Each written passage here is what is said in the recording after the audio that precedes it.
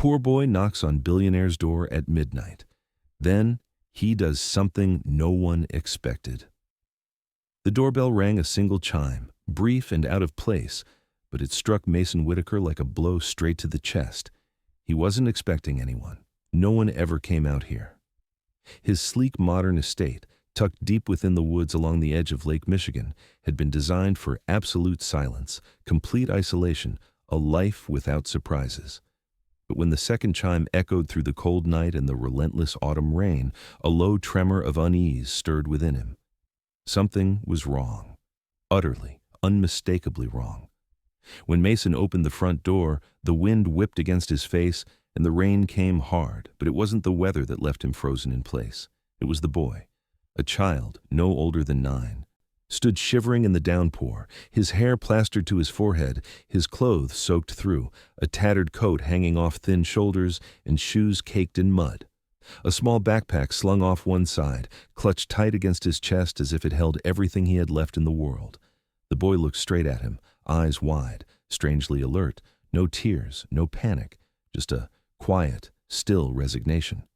He opened his mouth and spoke, his voice small but steady against the sound of the rain. "My mother just died. She told me to find you." In that moment, the man who had once overseen billion-dollar real estate ventures, who had made cold decisions that altered the lives of hundreds, found himself utterly speechless. His meticulously controlled world, the packed schedules, the boardroom meetings, the ironclad contracts shattered completely with a single sentence from a child who should have been afraid but wasn't. Because somehow this boy had believed that Mason would open this exact door, that he would be here, that he would listen. Mason stood still, paralyzed. The wind howled in his ears. The rain poured down without mercy, but inside him a hollow opened wide. So vast and so deep it made him feel colder than the storm outside. And he knew, with a certainty that wrapped like a fist around his heart, that whatever was happening, this was only the beginning.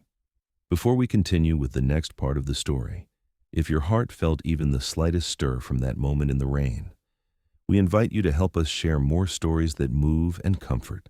Subscribe to the Emotional Echoes channel, tap like, and share this video with someone you believe could use a little warmth from something simple yet deeply meaningful. Where are you listening from?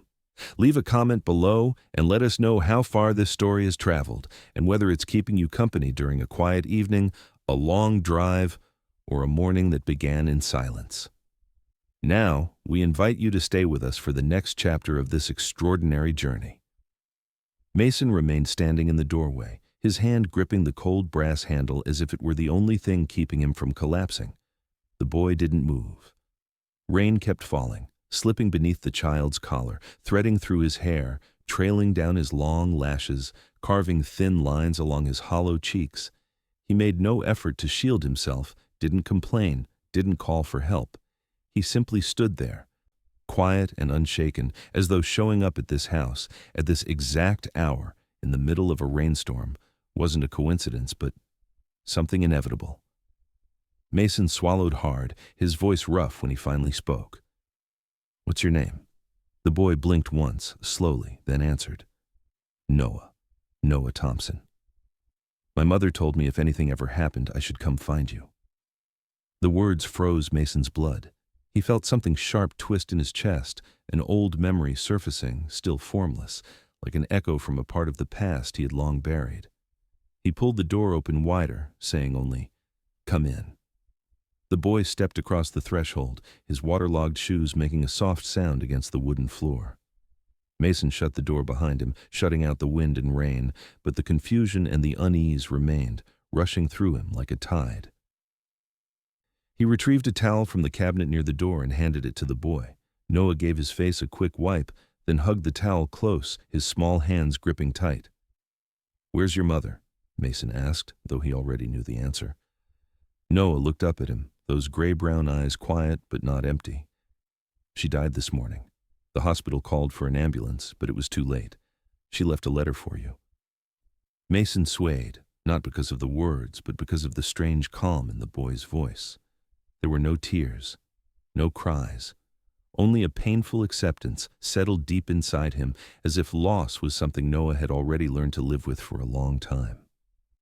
Mason led the boy into the living room, where the fireplace still flickered with low flame, its light dancing across the high wooden ceiling like distant memories coming back to life.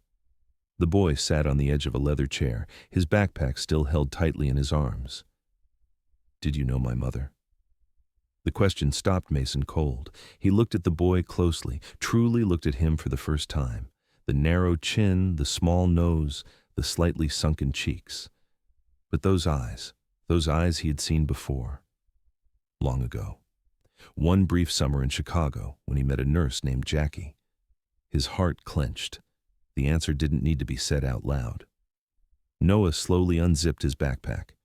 Inside were a few worn pieces of children's clothing, a water-damaged notebook with its ink smudged and running, a small wooden picture frame, and a white envelope, shore-lead in a plastic sleeve. Mason didn't reach out to take it. The boy placed the letter on the coffee table, then turned to face the fire in silence. "Mom said you're the only one who can keep me safe." Mason didn't understand. He didn't understand why or what had happened, or what could possibly have driven a child to this place, at this hour, into a life he had kept so carefully walled off from anything unplanned. But what he did understand, in that exact moment, was that the eyes staring into the fire carried a trust that could not be shaken. A trust not placed in a stranger, but in something deeper. A connection Mason wasn't ready to acknowledge, but could no longer deny. And whatever waited ahead, one thing had become clear. This boy wasn't passing through. He had stepped into this house as though it were the last place left to return to. And maybe, just maybe, it was also the beginning of something Mason never saw coming, never planned for, and never believed he needed. But now, he wasn't so sure anymore. Mason sat in silence on the chair facing the fireplace, the white envelope still lying untouched on the wooden table between him and Noah, as if it carried a weight all its own, heavy not just with paper and ink, but with everything he wasn't ready to face. The flickering firelight danced across the envelope's surface, catching on handwriting he had tried for years to forget. Jackie. One glance was all it took. He knew it was hers, neat, graceful, and filled with the quiet decisiveness of a woman who had always known exactly what she wanted. But she was also the woman who had disappeared from his life without a word, no call, no message, no chance to ask why. He remembered clearly that final afternoon in Chicago, after her shift ended, Jackie walking out of the hospital in a faded blue coat with the hint of a smile at the corner of her mouth. That was the last time he ever saw her. After that, every call went unanswered, every message unread, every trace of her vanished, as though she had never existed. Mason lived through the years that followed, building his career, investing, expanding his reach, seemingly more successful than ever. But in the quietest nights, when there was no one to speak to and nothing left to do, he would still wonder what had made Jackie leave the way she did. He reached for the envelope, his fingers slowly tracing the familiar curves of her handwriting. He didn't need to open it to know that what lay inside might change everything. He looked over at Noah, now curled beneath the wool blanket Mason had just given him, eyes heavy from a day that had surely taken more than a child should ever have to give. He wasn't asleep yet, but he didn't ask any questions either. He simply waited, as though he too sensed that Mason was about to open a door long shore-lead shut. Mason carefully tore open the envelope, drawing out a thin sheet of paper, yellowed slightly with time but neatly folded. He took a deep breath before reading. "If my son has made it to you, then I am no longer here." The first line made Mason grip the page tighter. Jackie's voice came to life in his mind, clear as if she had never left. "I didn't walk away because I stopped loving you. I walked away because I knew I was about to change your life in a way I wasn't sure you were ready for. I was pregnant. I was scared. I was lost. And I didn't know how to keep you without asking you to give up the man you were becoming. Your world was growing, mine was shrinking. I thought the kindest thing I could do was to disappear." Mason paused, his eyes burning. He stood, crossing to the window, staring out into the misted dark and the still woods beyond, where just minutes ago, his life had been simple, defined, and entirely under control.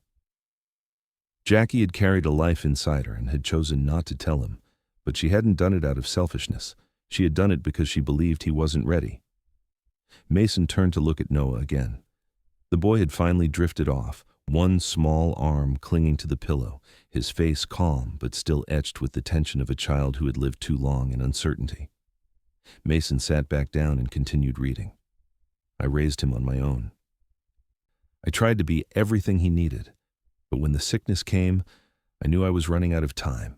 I had no one left, no family I could trust. There was only one name that came to me.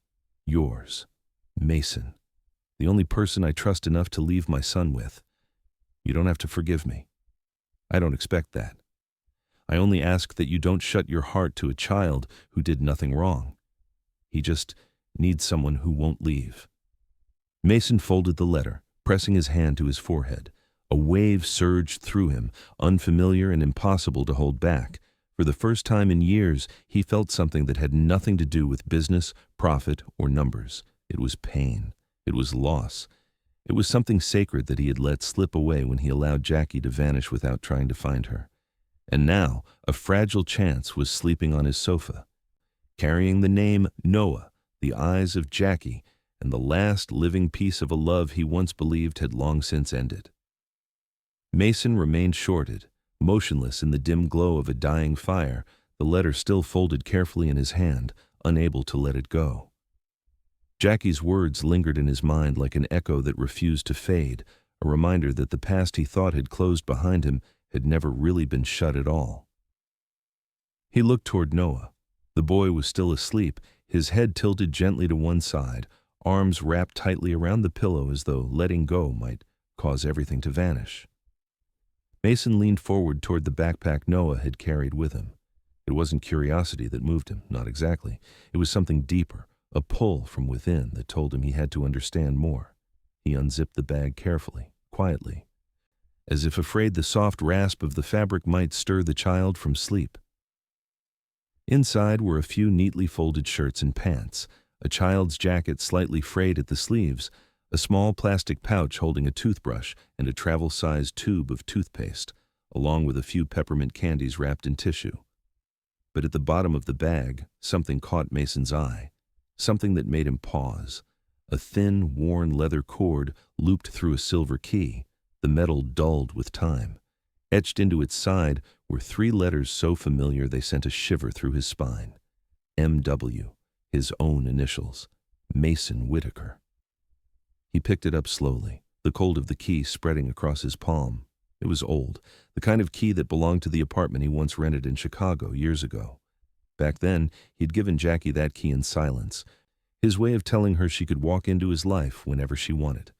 When she disappeared, he assumed the key had gone with her forever. Yet now, after all this time, it was here, tucked inside the belongings of a child carrying his blood, brought to his doorstep on the coldest, wettest night of autumn. Mason opened his hand, staring down at the key. A piece of the past returned to him not as a memory, but as proof.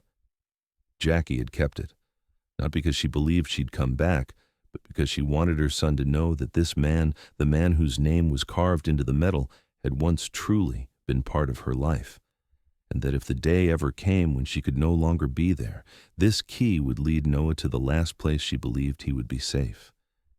His chest tightened, not from grief alone, but from something far more urgent.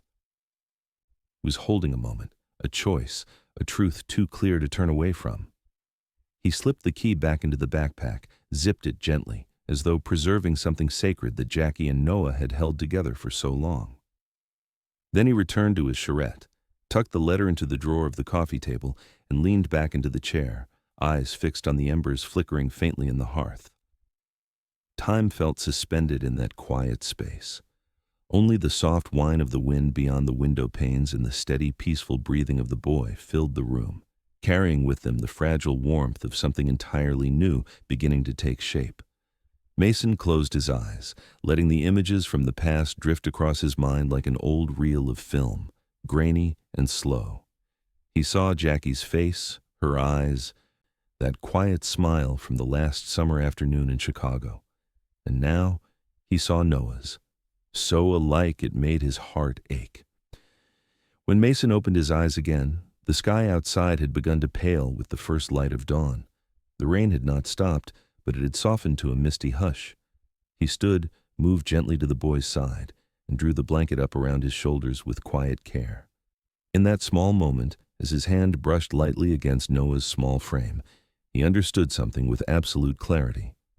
The boy had not come bearing only memories, he had come carrying a choice, and Mason knew this wasn't something he could step around or defer.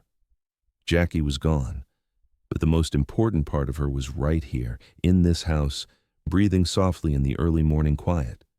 And from this moment forward, he was no longer the man who could afford to live alone in silence and certainty, because a single silver key and a folded letter had thrown open the door to a life he thought had been closed forever.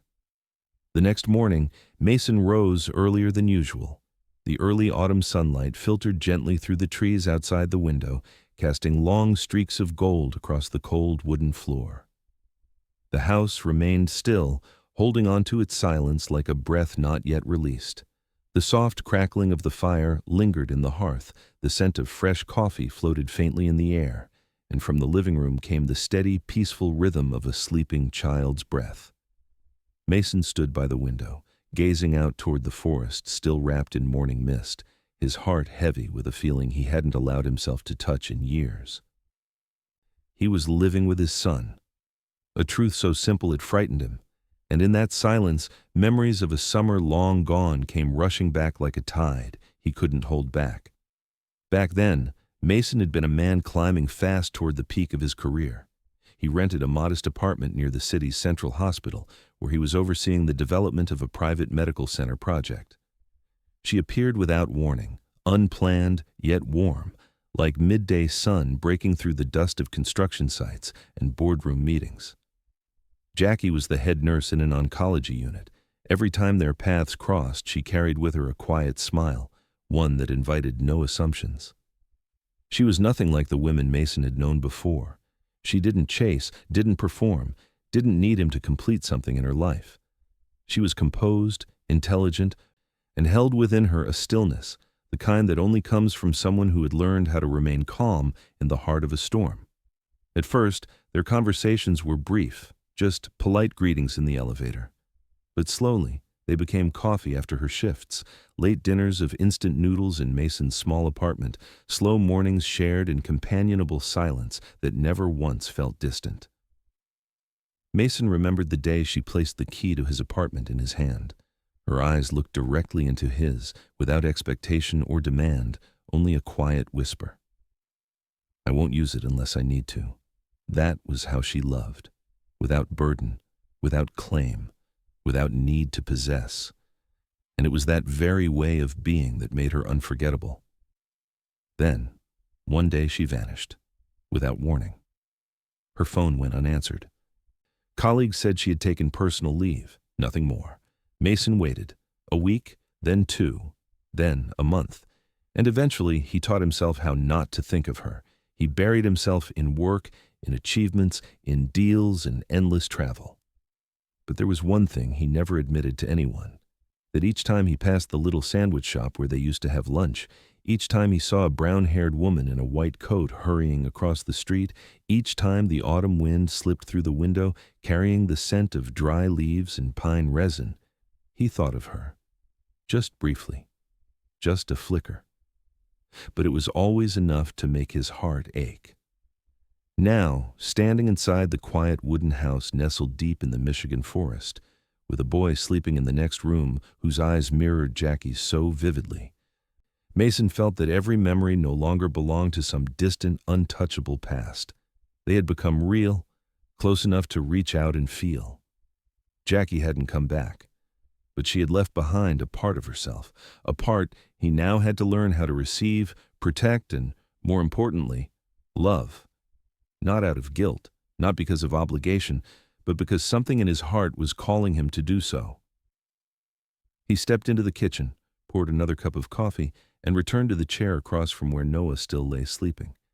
He sat quietly, studying the lines of the child's face, the soft brown curls, the slightly heavy eyebrows, the way his chin angled forward, just a little like hers. But there was no mistaking the truth. This boy carried a part of Mason's blood. And when he woke, Mason knew he wouldn't ask why Jackie left, or why she kept it from him, or why she had placed everything into his hands. Instead, he would ask only one thing.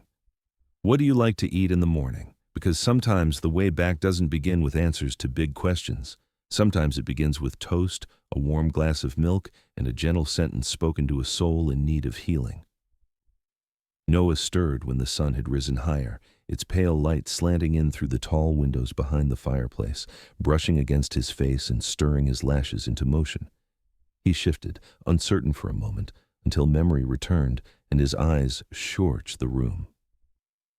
They stopped when they found Mason shorted at the dining table, 2 plates of toast and a steaming pitcher of milk in front of him. There were no grand greetings, only a quiet nod from Mason and a simple sentence. "You're up. Come have breakfast." Noah walked over, still hesitant, but sat down, his small hands gripping the edge of the chair. The silence between them was not tense. Mason asked no questions, made no demands, and the boy, it seemed, was grateful for that. They ate quietly. The only sounds were the faint clink of silverware against porcelain and the soft whisper of wind moving through the trees beyond the porch. After breakfast, Mason brewed more coffee and poured Noah a cup of hot cocoa. The boy wrapped both hands around the mug, pressing it gently to his cheek, as if seeking a familiar kind of warmth. Mason turned his gaze toward the window, and it was in that moment something made him pause. At the end of the narrow forest road that led to his house, beyond the screen of trees, a black SUV sat motionless. It was parked just far enough away to avoid immediate notice, but close enough to be seen from the ground floor window if one happened to be looking. The vehicle didn't move. The engine wasn't running. But it wasn't local. That much was clear. The road beyond Mason's house was a dead end, known only to locals or those who had been told exactly where to go. Mason quietly set his coffee down and stepped closer to the window, gently parting the curtain. The SUV was still there. Dark tinted windows, license plates streaked with mud. Maybe it was a lost traveler, maybe a tourist. But something deep in Mason's gut refused to accept that answer. He turned back and saw Noah watching him from the table, his eyes wide, alert, as if he already understood what Mason had seen. "Do you know that car?" Mason asked, his voice low but clear. Noah didn't answer right away. He looked down at his hands, then gave a slow nod. "They followed my mom. Before she died, she told me not to trust anyone, only to find you." "Who are they?" Mason moved closer, lowering himself until he was eye level with the boy. Noah shook his head slightly. "I don't know their names. Just 2 men. They came to where we were staying once. Said they wanted to help, but Mom told me not to believe them. After that, they started showing up near the hospital, near the motel. I saw them watching us. Mom got scared. She said if anything ever happened, I had to run. And come here." Mason's hands curled into quiet fists. Jackie's words from the letter now pressed heavier against his mind, more urgent than ever. This wasn't just about the past. It wasn't just about responsibility. It was about something real and present. His son had been followed, watched, hunted perhaps by people Mason didn't know, with intentions he couldn't guess. Whatever world Jackie had tried to keep them safe from had now found its way to his doorstep. And whatever came next, he knew this much. The silence of the forest would not last much longer. He stood, stepped out onto the porch, and looked again. The SUV was still there, silent but unmistakably present. Mason pulled out his phone, snapped a photo of the license plate, and saved it to his notes. Then he called the local sheriff's office, reporting that a strange vehicle had been seen near his property 2 days in a row. The officer on duty said they'd send someone by that afternoon, his voice calm, maybe even a little dismissive. But Mason knew they didn't grasp the weight of the situation.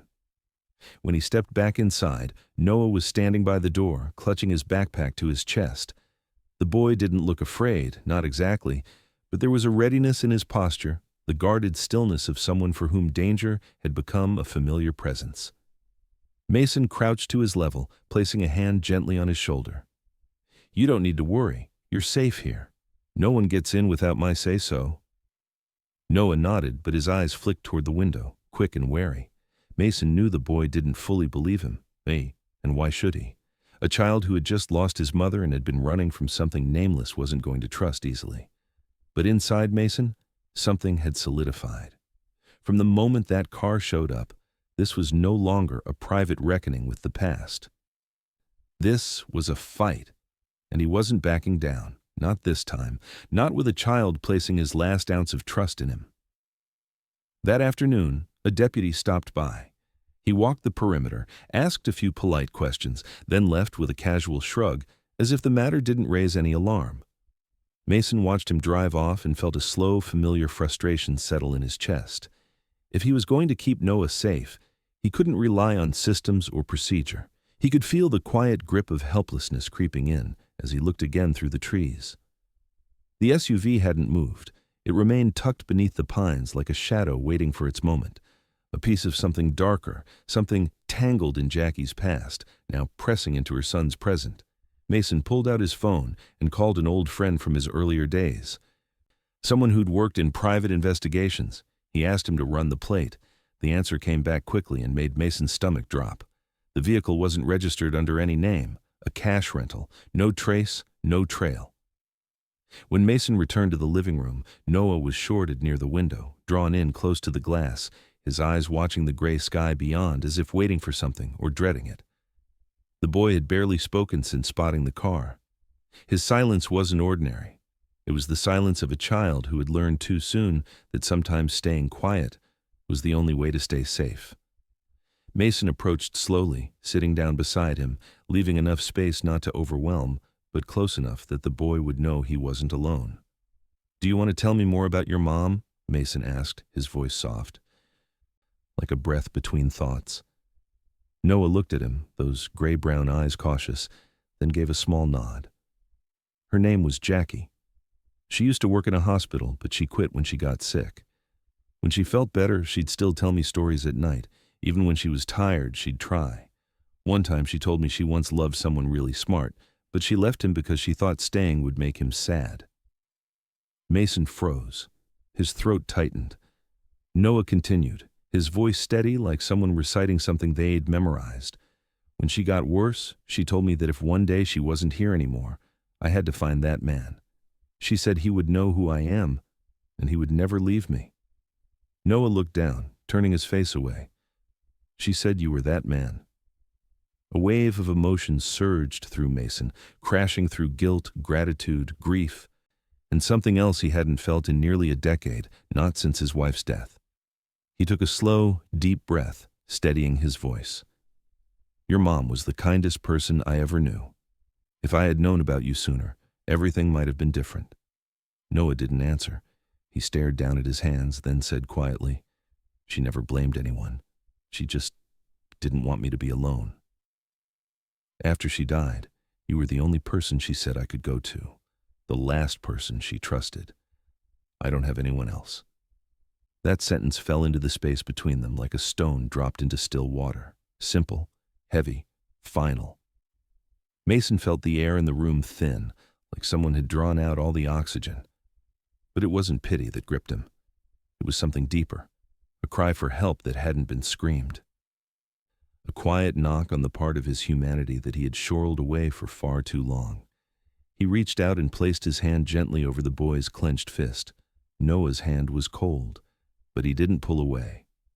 Mason spoke, barely above a whisper. "You might not have anyone else, but you have me now. And from this moment on, no matter what happens, I won't let you be alone, okay?" Noah looked up at him.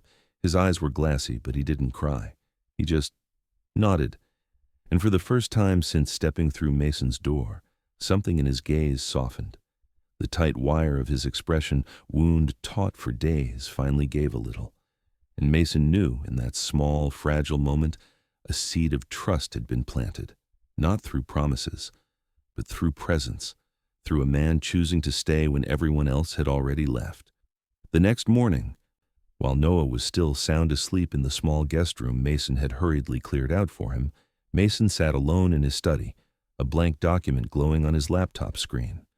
The cursor blinked patiently against the emptiness, a mirror of his own thoughts still, suspended. But that emptiness didn't last. Jackie's letter, Noah's soft, steady voice, The way the boy's eyes held more weight than any child's ever should. All of it pressed gently, insistently, at something inside him, urging him to act. He opened an old email account, digging through a list of former contacts from his days working within Chicago's private hospital development networks.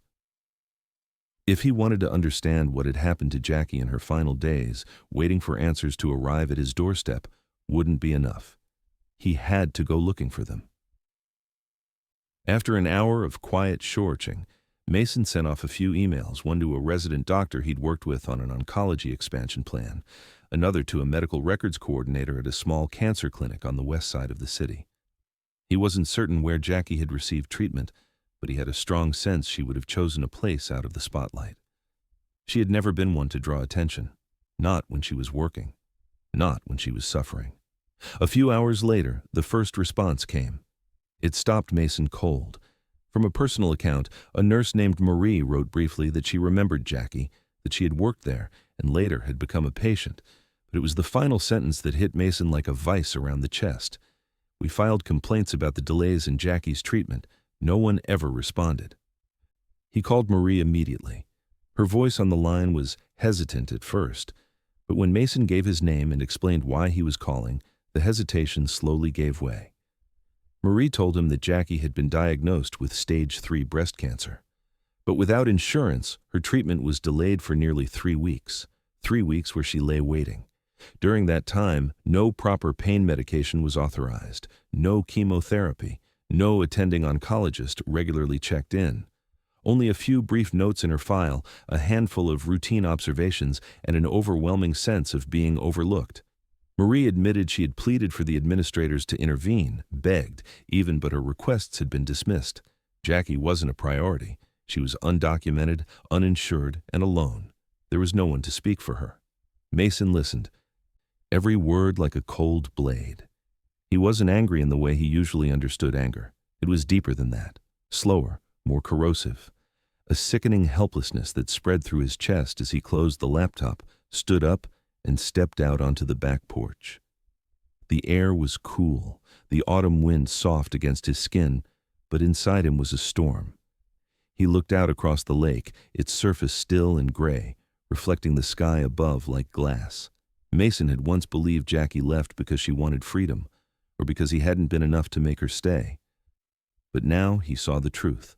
She had walked into that fight alone, carrying their child, confronting her own mortality, and met a system that treated her like a statistic, a name without weight, a body without voice. When he came back inside, Noah was at the kitchen table, finishing the last of his cereal, tilting the bowl to drink the milk. He looked up at Mason without a word, waiting. Mason sat down beside him. And for the first time, he told him, "Your mom worked in a place that failed her. They didn't care for her the way they should have. They delayed her medicine, delayed treatment, because she didn't have insurance, because she didn't have anyone to fight for her."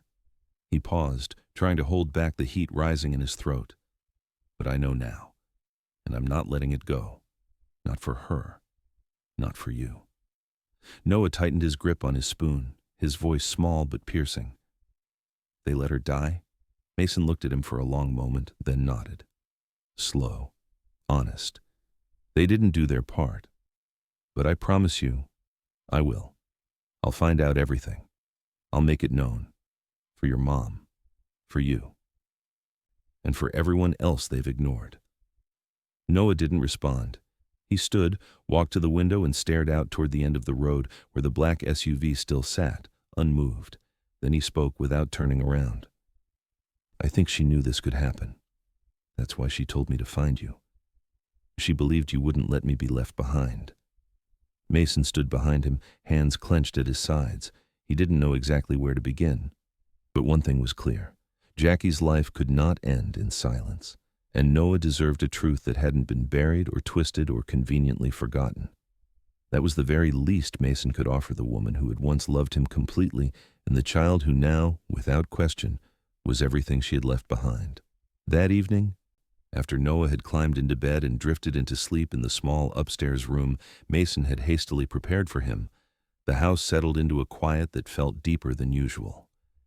Mason sat alone in the living room, the firelight flickering across the dark wooden walls, casting long, wavering shadows that stretched out like memories still clinging to the corners of the past. He leaned back, eyes fixed on the ceiling, though his mind wandered far from the room. 100 questions circled in his head, none of them with answers.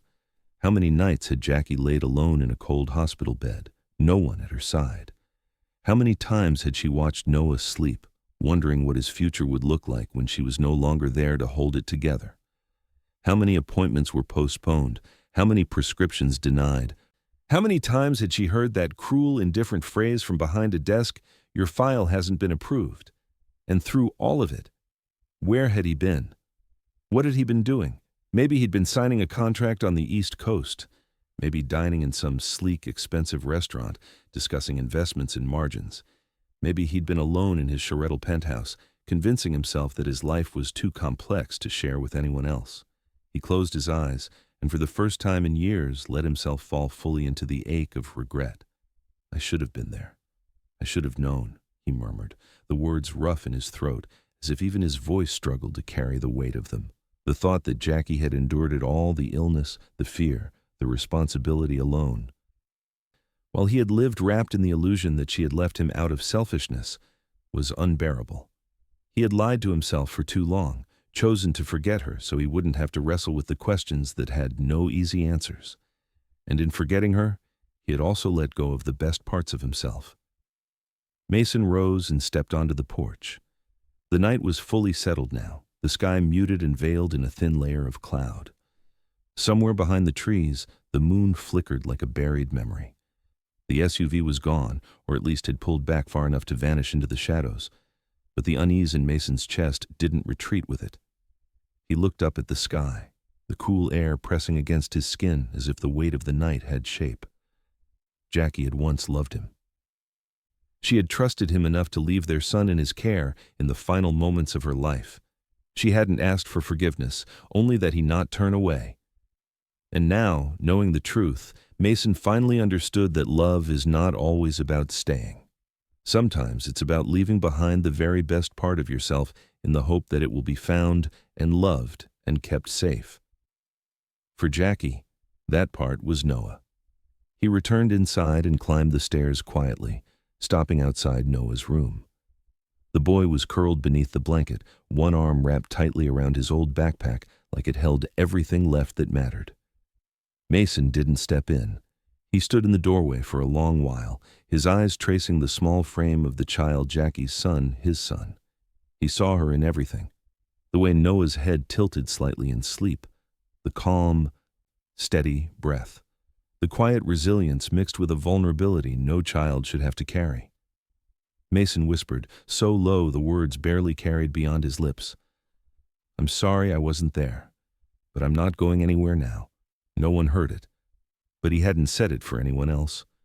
The words were for himself.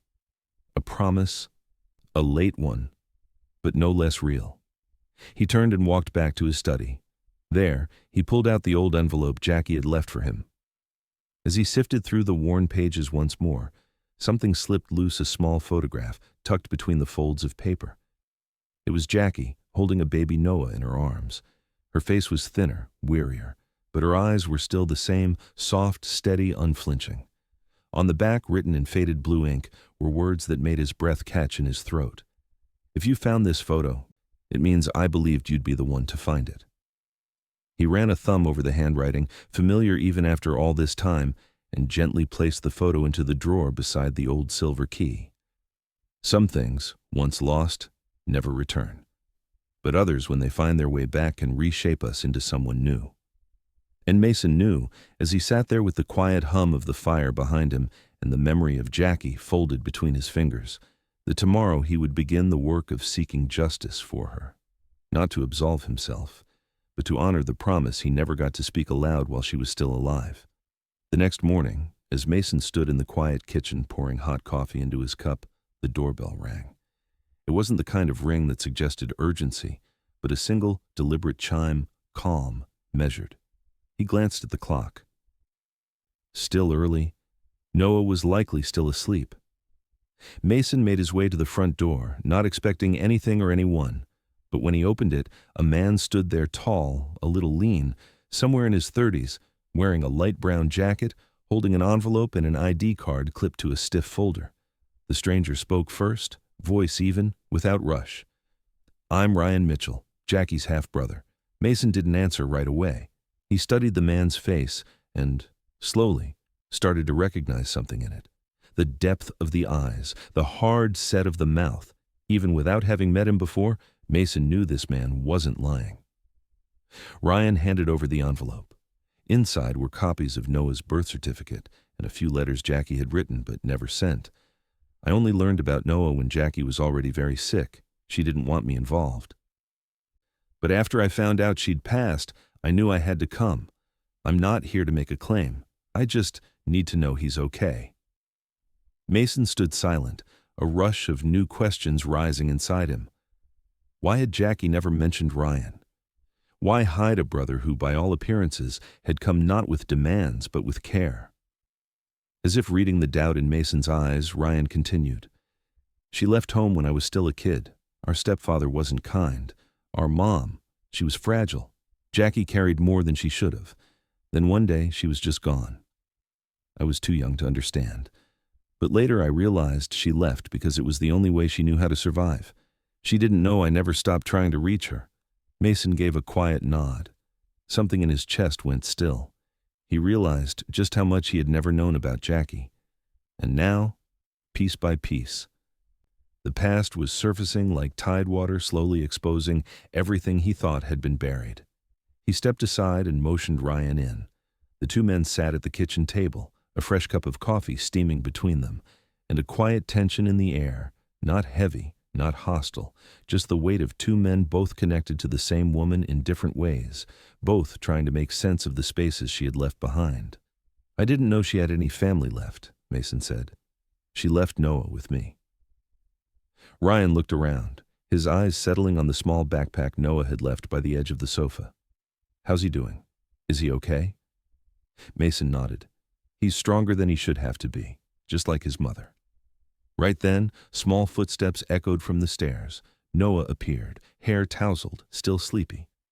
His eyes growing wide when he saw the unfamiliar face in the room. Ryan stood immediately but didn't approach. "Hi there. You must be Noah. Your mom was my sister." Noah looked at Mason, then back at Ryan. "I didn't know Mom had family." She never said. His voice was quiet, uncertain. Ryan gave a soft, sad smile. She was good at keeping distance. "But I'm here now, and if you want me to, I won't go." The three of them stood in the living room, no one speaking for a moment. The silence was delicate, but not cold. Then Ryan reached into his coat and pulled out a small photo album.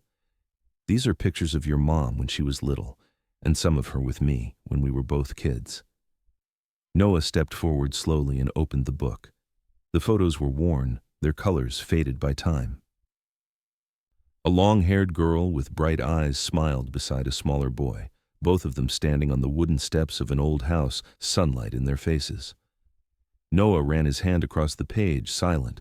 After a long pause, he looked up at Mason. "If he's really my uncle, can he stay for breakfast?" The question made Mason smile, a quiet, instinctive curve of the mouth he hadn't even realized was there. He turned to Ryan and nodded. "Stay. I think we've got a lot to talk about today." Ryan nodded in return, his expression calm but warm.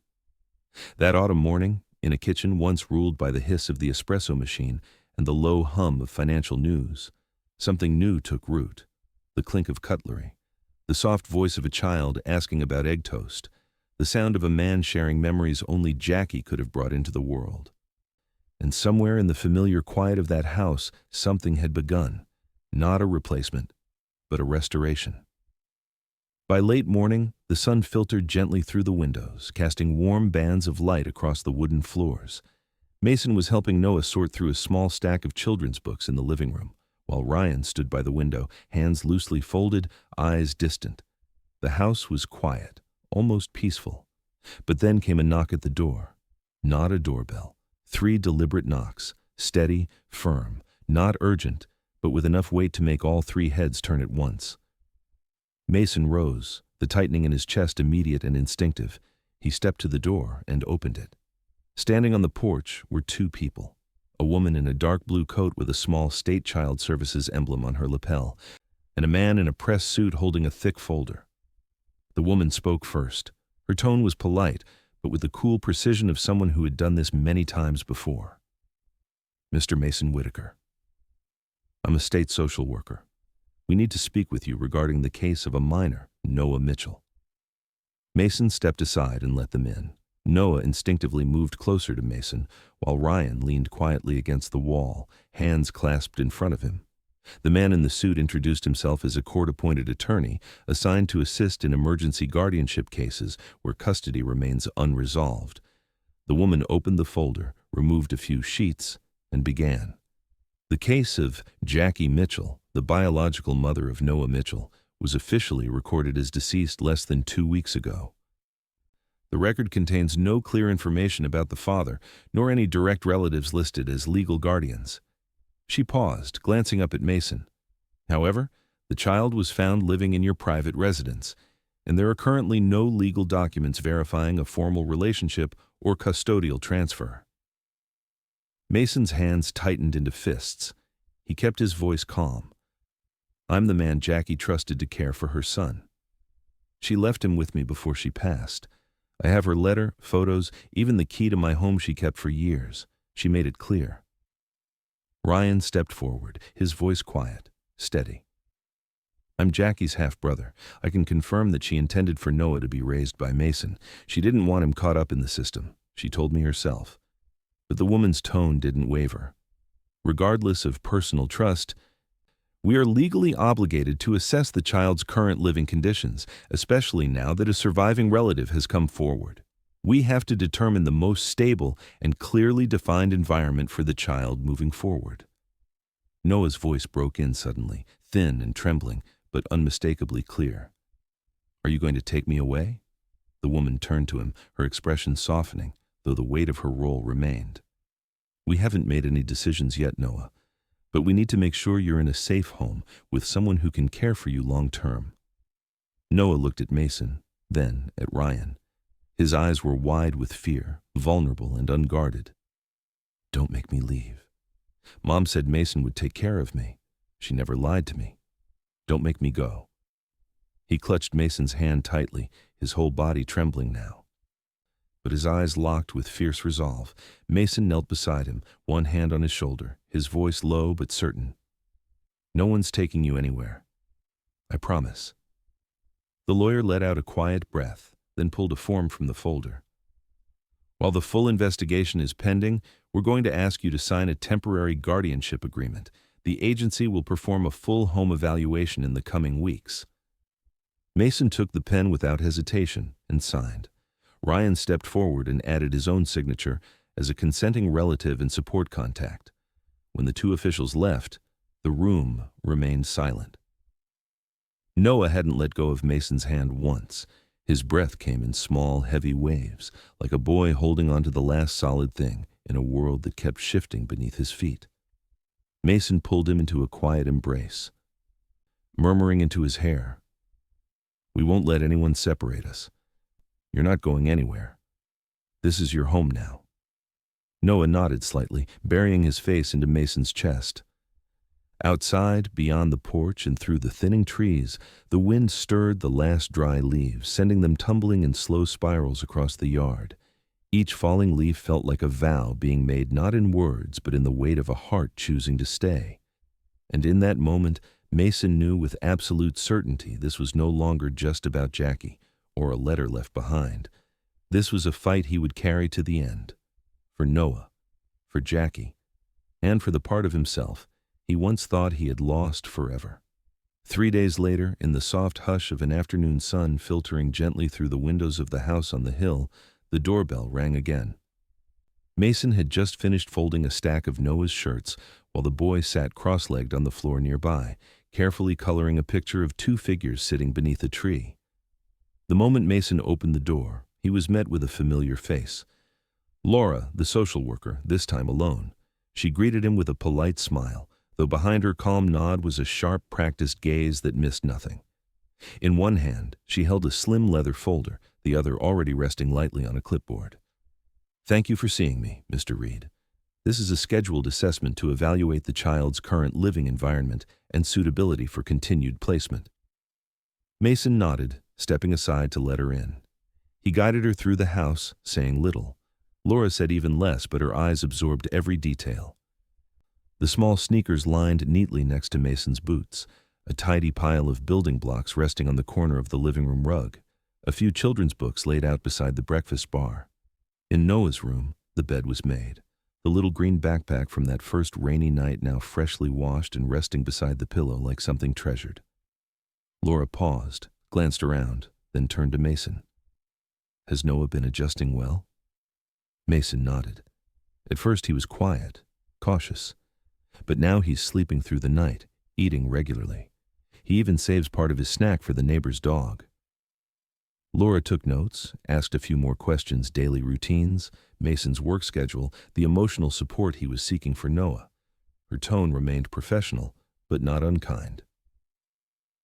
And when she asked whether Mason had considered formal adoption, his answer came without hesitation. "I haven't just thought about it. I'm preparing to do it." She gave a small nod, then opened a new folder and laid it gently on the table. "There are some matters we need to clarify. A recent anonymous report was submitted to our office. It alleges that in the final months of her life, Jackie Mitchell did not receive proper medical care, specifically delayed chemotherapy protocols and discrepancies in her hospitalization records." Mason's brow furrowed. "Who sent it?" Laura shook her head. "Because of the nature of the report, we're not permitted to disclose the source, but the content was highly detailed: specific dates, medical delays, inconsistencies. It's prompted a deeper review of the hospital's role and may have a direct impact on the assessment of Noah's transition into your care." Mason sat still, his hands clasped tightly together, jaw clenched. That feeling again, not anger, not panic, but a cold surge of helplessness, like someone peeling open a wound he thought had already scarred over. Jackie had died quietly, without protest, without anyone knowing how badly she had been failed, denied treatment, left waiting for insurance approvals that never came, forced to lie there while the pain silenced her voice long before death did. He remembered her words from the letter she'd left. "I know I was wrong to keep my distance, but if there's one thing I'm sure of, it's that Noah deserves a love that will not move. And I believe you can give him that." Laura's voice softened slightly. "If you have any records, prescriptions, or contacts who can speak to her treatment, we'd encourage you to cooperate. If needed, this may lead to a broader investigation into the local healthcare system." Mason nodded slowly. "I'll find out everything, not just for Noah, for Jackie. She didn't deserve what happened." Laura gathered her papers, then glanced back at him with a look less formal now. "I'll be honest, Mr. Reed. Very few non-biological placements build stability this quickly, but I do need to verify every detail." Just then, Noah wandered into the room, holding a small red toy car in one hand. He paused when he saw Laura, then quietly walked to the table and sat down beside Mason, resting against him the way he always did. He didn't say a word. Just leaned into the one place that now felt safe. Laura watched, and for a moment the clipboard in her hands dropped slightly. Her expression shifted, softened. She closed the folder gently and stood. "I'll be filing my report. Thank you for your time." The door clicked shut behind her, and Mason remained sure-headed, his hand resting on Noah's shoulder. The boy didn't speak, just stayed there, the toy car slipping from his fingers and falling to the floor unnoticed. Outside, the light stretched across the lake in a slow sweep of gold, painting everything in peace. But Mason knew better. This storm didn't come from the sky. It came in the form of paperwork, medical negligence, and the cold machinery of systems that failed people like Jackie. And now it was coming for Noah, unless someone stood in its path. He would be that someone, not just for the child who now leaned quietly against him, but for the woman who had believed in him, even when he hadn't believed in himself, and for the part of his own soul he'd thought was gone for good. That morning, the courtroom nestled in the heart of downtown San Francisco was filled to capacity. Pale light streamed through tall, stained glass windows, casting soft shadows across the worn wooden floor. Every sound, a cough, the rustle of a document, the creak of a bench was swallowed by the tension that hung thick in the air. Mason entered with his attorney at his side, dressed in a gray suit that did little to soften the quiet resolve behind his eyes. Across the room sat representatives from Child Protective Services, the court-appointed attorney, and a thick stack of files waiting on the judge's desk. Ryan was there too, surety'd in the second row, silent and watchful. Not a participant, not a spectator, but something in between. He was ready to step forward if Mason faltered. Noah was not in the courtroom. A court advocate was with him in a separate room down the hall. Because despite everything, this was still a battle fought between adults, and in Mason's heart, it felt like a storm they'd all seen coming.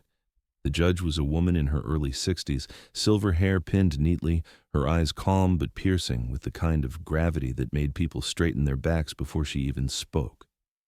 She struck the gavel lightly, and the hearing began. The social worker spoke first, giving a procedural summary of Noah's temporary placement with Mason Whitaker, the sudden appearance of the child at his residence, and the letter believed to be from his biological mother, Jackie Mitchell.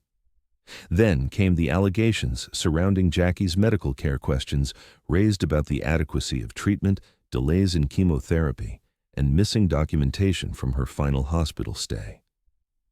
Mason sat still, hands clasped tightly, eyes locked on every word. He had once negotiated deals worth hundreds of millions at tables far colder than this, but this wasn't about strategy. There were no angles to play here.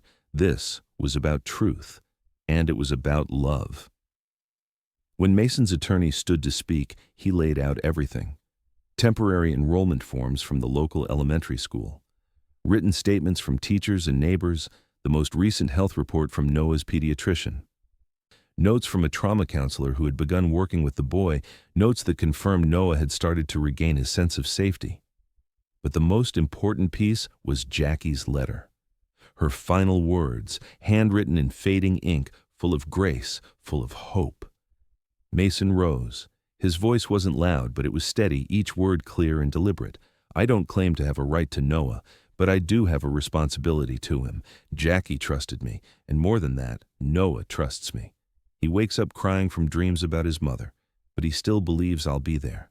I can't be the one to tell him that tomorrow he may be sent to live with strangers, not after everything he's already lost. Across the room, the court-appointed attorney made no objection. Instead, they requested a review of long-term legal options for permanent guardianship should the court find Mason's care suitable. And then, as Mason had suspected, Child Protective Services presented a new report, an internal review. A nurse had come forward. She admitted that Jackie's chemotherapy had been delayed due to a clerical error in the insurance approval process.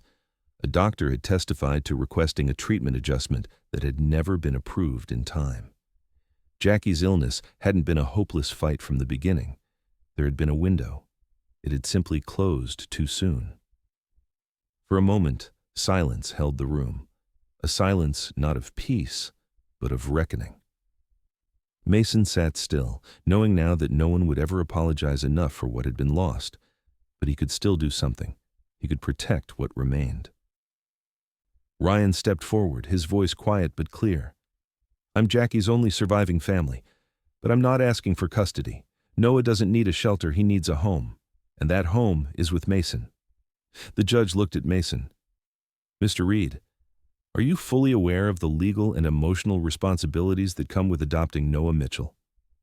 Mason didn't flinch. Yes. I'm not taking him in out of obligation.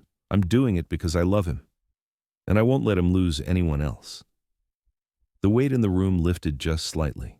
The judge signaled for the clerk to gather paperwork.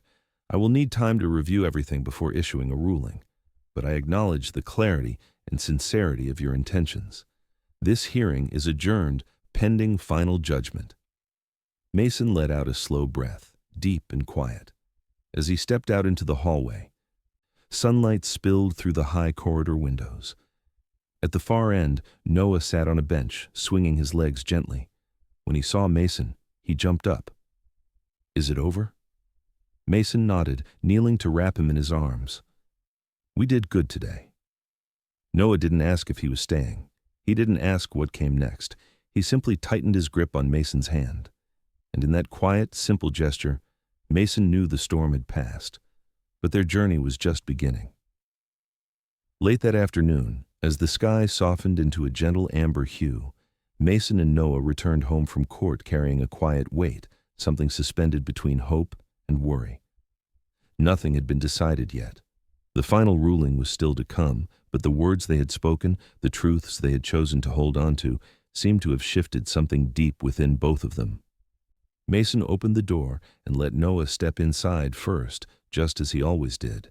And in that simple moment, he realized the house, once silent like a glass enclosure, had begun to breathe with the warmth of a real home.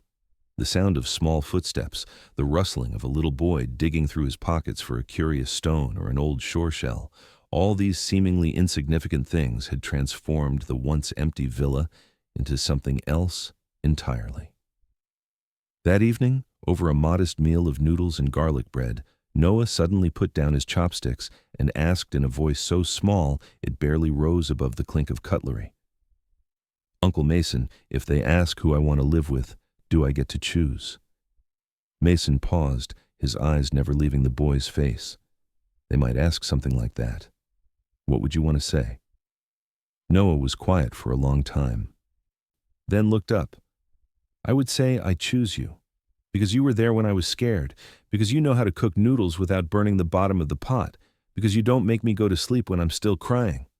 Mason smiled gently, but inside, something tugged hard at his chest. He left his chair, came closer, and knelt down until he was eye to eye with the boy. You don't have to choose me to stay. I already chose you the night you knocked on my door. Noah didn't say anything more. He simply placed a hand on Mason's shoulder, then wrapped his arms around him the way he used to hold his mother. The next morning came with a chill in the air, a first breeze of the changing shore sun slipping through the shorums of the window panes. Mason took Noah to school, then stopped by the lawyer's office on his own to sign additional paperwork in preparation for the possibility of gaining full custody. On the drive home, his phone rang. It was the social worker, letting him know that the judge had requested a short private conversation with Noah the following afternoon. No adults allowed.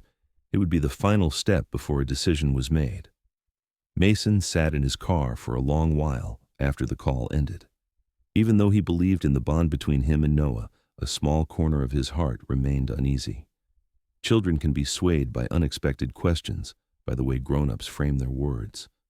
But the moment he stepped inside the house and saw Noah's tiny shoes neatly placed by the rug, the crayon drawings of suns and lakesides covering the fridge door, his doubts began to soften.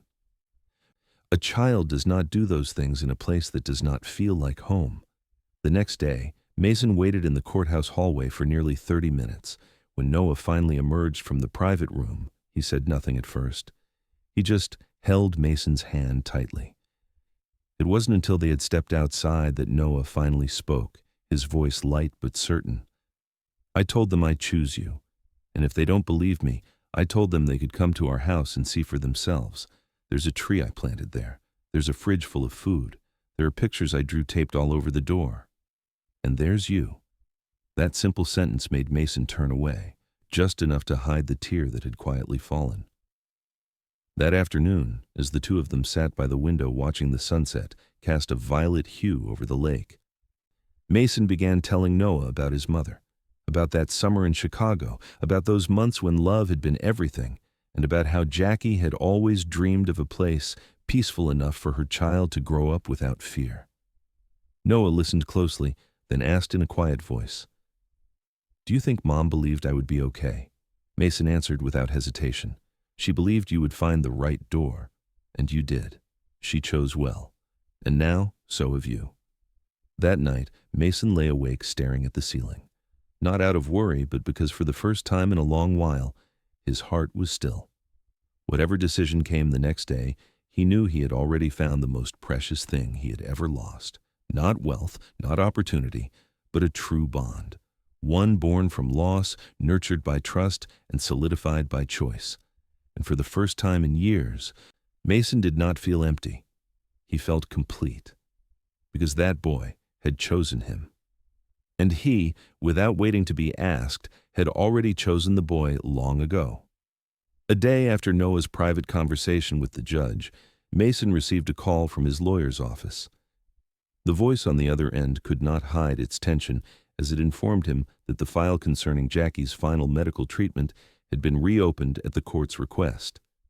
The initial documents retrieved from the suburban Chicago hospital where Jackie had undergone care revealed troubling discrepancies.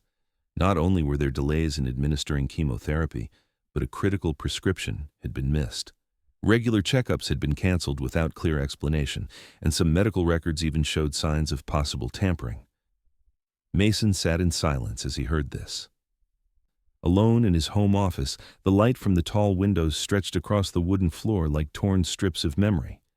Part of him wanted to dismiss it all, to preserve the image of Jackie as a strong mother who had fought quietly until the very end. But another part, the part of him that had once sat sleepless beside his own father's hospital bed years ago, understood that truth must be uncovered. No one deserves to slip away unnoticed, especially not when that pain could have been prevented had someone simply done their job. With support from his attorney, Mason requested a formal hearing to investigate the clinic's responsibility. As the inquiry widened, it revealed at least 2 other similar cases reported in the same year at that facility, none of which had been escalated to higher authorities. A former nursing intern who had since resigned came forward and testified that she had witnessed the doctor assigned to Jackie's care ignoring her worsening symptoms. She also revealed that Jackie had once asked to be transferred to another hospital, feeling she was not being monitored closely enough, but the transfer request had been withheld without reason. When that testimony was read aloud before the review board, Mason could no longer remain shorted. He stood, walked out of the room, his heart constricting as though someone had taken it in their hands and squeezed. He could not bear the thought that Jackie had once cried out for help and no one had answered. That evening, while Noah sat quietly at his desk coloring, Mason walked over and gently placed a hand on the boy's shoulder. "There's something I need to tell you about your mom." Noah looked up, his gaze steady and far too serious for someone his age. "Your mom did everything she could to stay with you longer, but there were people who should have helped her and didn't do the right thing." The boy sat in silence for a long moment, then asked, "Will they be punished?" Mason nodded, his eyes calm but firm. "They're being investigated, and if anyone did wrong, they'll have to take responsibility." Noah looked down at the picture he had been working on, a drawing of the lake with the sun rising in the distance, and whispered, "Mom would like that. She always said fairness was the most important thing in the world." The next morning, the news began covering the investigation into medical errors at a private suburban clinic. Jackie's name was never mentioned, but Mason knew she was part of those words now, no longer just another nameless woman. She had become living proof of a system that had failed, of neglect woven so deeply into routine that it had almost gone unnoticed, and he would not let it be forgotten. A week later, Mason attended the final hearing on Jackie's medical records. He didn't wear a suit, didn't put on a tie, just the wool coat she had once picked out for him during a long-ago autumn in Chicago. In his brief statement, he said nothing about money, never once mentioned compensation. He spoke only of a woman who had fought quietly, raised a child on her own, and trusted the system to help her steal just one more summer with her son. And that system had left her behind. His voice deepened. "I'm not here to ask for anything back. I'm here to remind you that she was real, that she mattered, and that her son deserves to know how hard she tried." When Mason stepped out of the courthouse, the late autumn wind ran its fingers through the silver now showing in his hair. Noah stood waiting by the car, waving at him with a look that said Mason was still the one solid thing in his world. And Mason knew justice isn't only a verdict. It's refusing to let someone vanish. It's being able to look a child in the eye and say, "Your mother lived a life that mattered." On a rare Sunday afternoon, with no appointments or calls cutting in, Mason took Noah to a small lakeside near their neighborhood. The first winter wind had arrived, crisp and clean, but the sky was a clear, quiet blue. Noah carried his small orange bucket and walked slowly along the shoreline, his tiny feet following the faint trails of retreating waves. Mason followed behind, hands in his coat pockets, eyes never leaving the child who now bent over to collect broken pieces of shore shell scattered along the sand. At one point, Noah picked up a shell that was split clean in half, its edge jagged and worn, turned it over in his hands and dropped it gently into the bucket. Mason stepped closer and asked, "Why not choose the whole ones?" Noah didn't look up. He only murmured, "Because the broken ones don't get picked. I think they're still beautiful in their own way." The answer left Mason standing still. For years, he had built a life out of perfect choices, flawless numbers, projects calculated down to the last decimal. He had avoided the broken things, the unsolvable pieces, just as he had once tried to bury every unspoken emotion Jackie had left behind. But standing there, beside a child who was gathering up the fragments of life as though they were still worthy of love, Mason felt something deeper than anything success had ever taught him. That afternoon, they returned home as the sky began to shift in color. Mason let Noah stay at the kitchen table, quietly coloring, while he stepped into the study, where Jackie's handwritten letter still rested neatly in the wooden box on the shelf. He opened it again, his eyes lingering on the final line, one he had read countless times before. "I'm sorry for taking away your chance to be a father. But if you're reading this now, maybe I've finally found a way to return that chance to where it truly belongs." He folded the letter gently, set it down on the table, then walked toward the cabinet where Noah kept his most treasured belongings.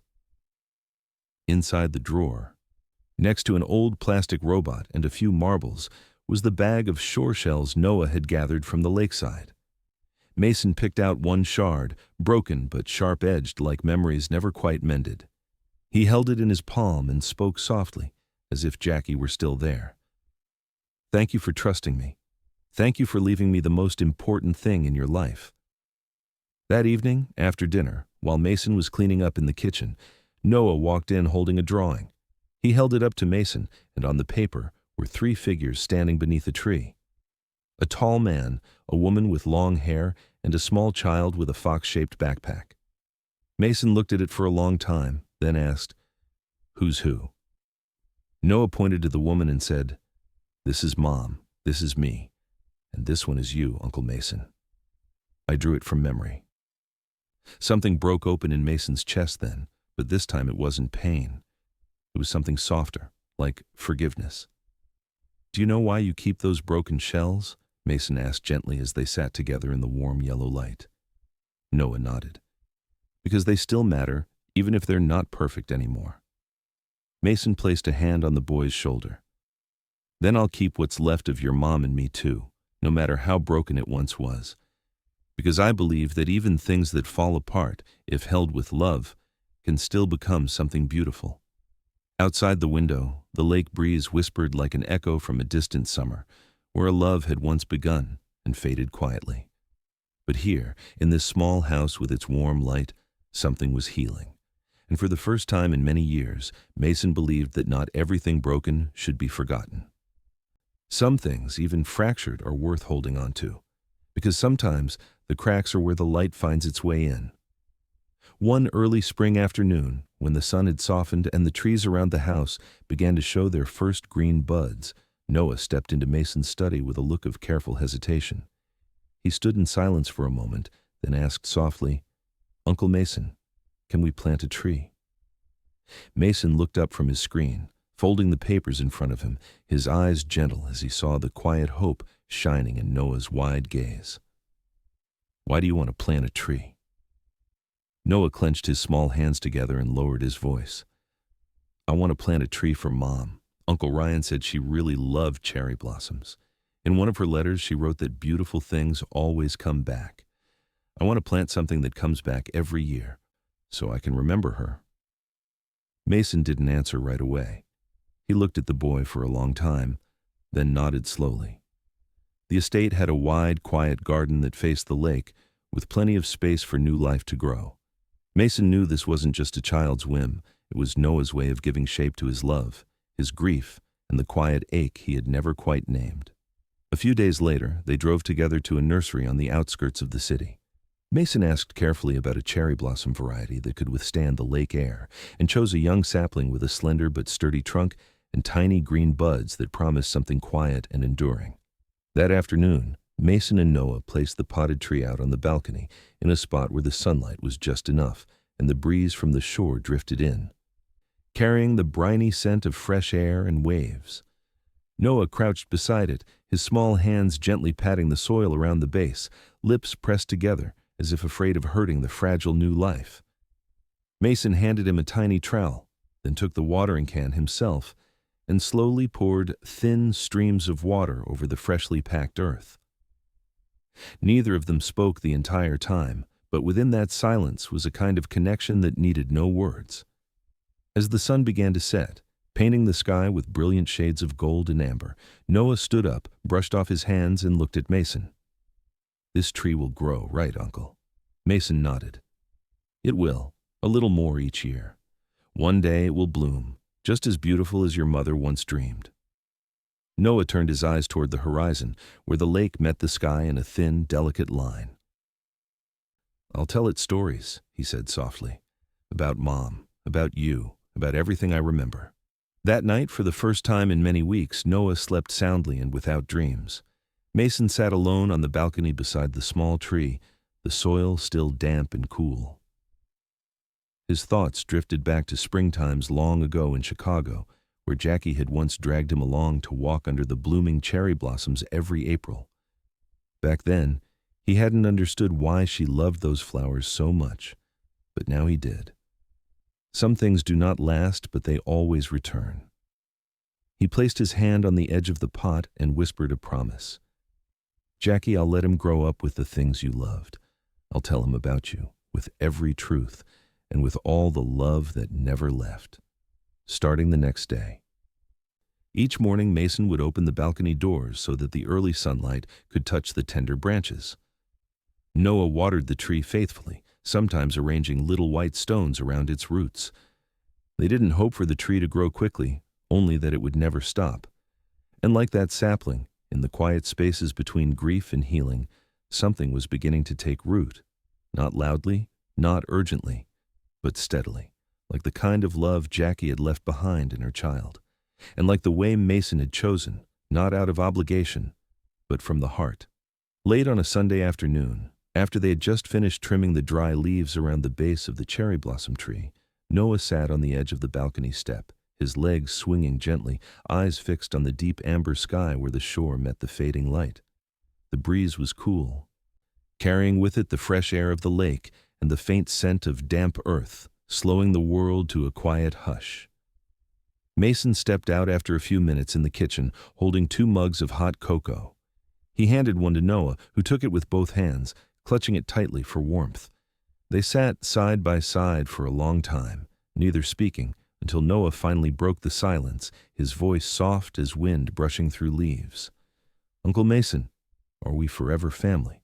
Not just for now, not just until I get older, but forever?" Mason turned to look at the boy. It was a simple question on the surface, but it carried the weight of uncertainty, fear, and hope. In Noah's eyes, Mason saw every night the boy had woken startled, every early day when he sat quietly alone at the edge of his desk, every hesitant glance when he tried to say, "Uncle," like it was something fragile. But now, the boy was asking. That meant he was beginning to believe, beginning to hope, beginning to open his heart to the answer. Mason set his mug down, turned to face him fully. "Do you know what a real family means?" he asked gently. "It doesn't always mean the people you're born to. Sometimes it's the ones who stay with you, especially when things get hard. The ones who choose you, not out of duty, but because of love." Noah pressed his lips together, then gave a small nod. "So did you choose me? I chose you the night you knocked on my door in the rain. I may not have said it out loud right then, but I knew it in my heart. Not because your mother asked me to, not out of pity, but because I saw you and I couldn't turn away. From that moment on, my life changed, and it changed in a way I never want to undo." Noah looked down, fingers tugging gently at the collar of the hoodie that hung a little too big on his shoulders, his voice trembling. Sometimes I wonder if one day you get too busy or if someone else becomes more important. Will you still remember me? Mason reached out and gently lifted the boy's chin so they were eye to eye. There's no one more important than you. Life might get busy, it might get tiring, but you will never be the one forgotten. I won't promise I'll be perfect, but I promise I'll always be here. With you. For you. No matter what. Noah didn't say anything after that. He simply leaned forward and threw his arms around Mason's chest, holding on so tightly that Mason could feel the small but steady heartbeat pressed against his own. He wrapped his arms around the boy in return, a hug with no time limit, no conditions, no ifs. As the last light of the day disappeared beyond the horizon, Noah looked up, his eyes still misty. So now, forever begins, right? Mason smiled softly and kissed the boy's forehead. Forever begins now, son. And it won't end. Beneath them, the young cherry blossom tree stood still, its roots surrounded by the white pebbles Noah had brought home from the lakeside. A new bud was rising from one of the old branches, delicate but determined, like a bond that had just taken shape, not by paperwork, not by blood, but by a promise that did not lie. Family sometimes begins with a simple question and a heart brave enough to ask it. On a soft autumn morning, sunlight filtered gently through the living room window, casting pale golden streaks across the wooden floor where Noah sat, legs pulled close, a well-worn picture book resting in his lap. Outside, the breeze stirred the maple leaves into swirling clusters, spinning like dancers along the path that wound down toward the shore. Their new home sat on a small hillside, just outside Michigan, not far from the coast, with a garden just big enough for a cherry blossom tree and a rope swing Mason had built for Noah with his own hands. Life no longer rushed forward the way it once had. There were no more urgent calls from the court, no more headlights parked silently at the bottom of the hill. In their place were mornings filled with the clink of dishes from the kitchen, the warm scent of buttered scones in the air, the sound of little feet darting through the hallway, and laughter slipping through half-open doors. Mason had once believed his life was coldly programmed, mapped out step by step with precise calculation. Contracts, boardroom meetings in the high rises of Manhattan, numbers that dictated every decision. And then, in a single rainy night, everything shifted. Now he found himself on the front porch, wearing a dark sweater frayed at the cuffs, watching a boy struggle to tie his shoelaces. He smiled and stepped forward, kneeling to gently fix the knot. The boy looked up, dark brown eyes gleaming. "I'm going to art class. Today we're drawing portraits with charcoal." Mason nodded, wiping a smudge of black dust from the boy's nose. "Tell me all about it after, okay?" "I think I'm going to draw you," Noah said. Mason froze for a breath, his throat tightening.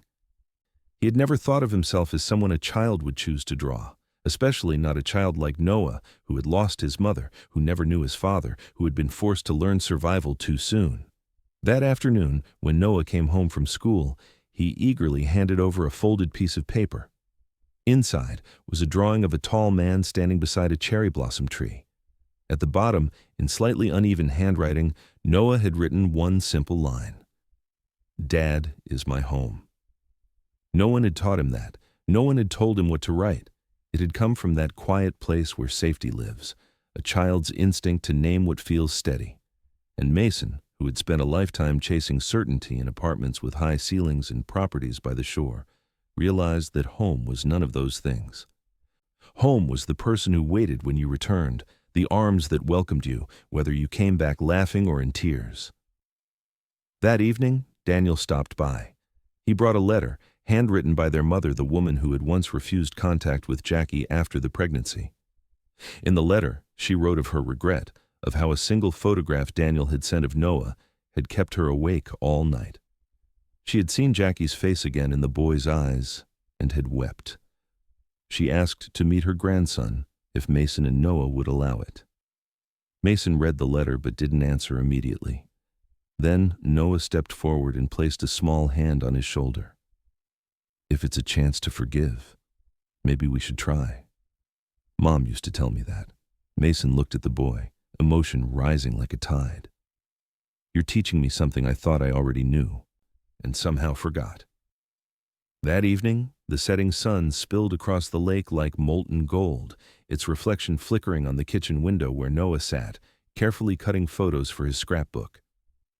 It was not just the light of a day fading, but the glow of something beginning. Their lives had seen so much break, so many things that once splintered under the weight of grief and silence. But, as Noah once said, broken doesn't mean worthless. It can still be loved, still be held gently, and become the foundation of something new. That autumn was not just leaves falling to make way for winter. It was a shoresen of second chances, of soft light finding its way through old wounds. And in that light, Mason and Noah continued writing their story, not perfect but honest and full of warmth. On a crisp winter morning, inside a small ceremony held at the local town hall, Mason signed the official adoption papers with hands that trembled just slightly. Beside him, Noah stood in a neatly pressed little suit, his hair combed back, his eyes lit with a joy that shimmered just beneath a layer of nervous excitement. When the judge declared that from this day forward, both in the eyes of the law and within their hearts, they were officially father and son, Mason turned toward Noah, dropped to his knees, and wrapped the boy in his arms. No one in the room could hold back their emotions. At last, the quiet hope they had both carried had come true. No more temporary days, no more fear that someone might come and take away what they had built with care and courage. From that moment on, a new chapter began, a chapter called Forever. On the drive home, Mason let the car move slowly along the mist-veiled road, trees outside brushed with a thin veil of winter fog. Inside, Noah leaned his head gently against Mason's shoulder, his voice barely above a whisper. "You know, I think my mom is seeing all of this. I think she's smiling." Mason tightened his grip on the steering wheel, nodding softly. He believed it too, not with logic but with something deeper that stirred in his chest. There are truths that can't be explained but still feel as real as anything, like love, like the invisible thread between two people who once lived separate lives and found each other through shared loss. When they arrived home, Mason opened the familiar door, one that now bore a small new sign, engraved with both their names, the Whitaker family. Together, they hung their first photo as father and son on the living room wall. It was not a grand picture, just a quiet moment, the two of them smiling at one another beneath a cherry blossom tree blooming out of shoresen. But the photo held something powerful: renewal, belonging, the quiet affirmation that from brokenness, something lasting can still grow. This story may not be one of great miracles or sweeping dramas.